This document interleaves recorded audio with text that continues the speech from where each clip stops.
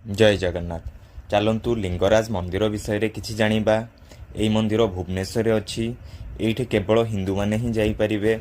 एई मंदिर रे भगवान विष्णु आउ भगवान शिव एका सांगरे पूजा पाती से ए मंदिर को हरिहर मंदिर भी कहुए। हरि माने भगवान विष्णु, हर माने महादेव।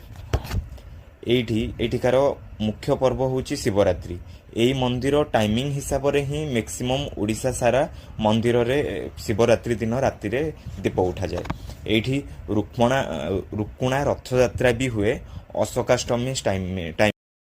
ମୁଁ ଦର୍ଶନ କରିବା ଟାଇମିଂରେ ଗୋଟେ ଗଛ ଦେଖିଲି ଯୋଉଟା ପୂଜା ପାଉଥିଲା। ସେଇଟା 400 ଇୟର ତଳର ଗଛ। ଆଉ ସେଠିକା ସେବାୟତ ମୋତେ ଯାହା ଇନଫର୍ମେସନ୍ ଦେଲେ, ତ ସେଠିକାର ଯିଏ ନନ୍ଦୀ ମହାରାଜ ଅଛନ୍ତି ତାଙ୍କର ତିନିଟା ଗୋଡ଼କୁ ତିନିଟା ଯୁଗ, ମାନେ ତିନିଟା ଯୁଗ ବୋଲି କରାଯାଉଛି। ଆଉ ଗୋଟେ ଗୋଡ଼ ଅଛି ଯୋଉଟାକି ଆମର କଳିଯୁଗ। ତ କଳିଯୁଗ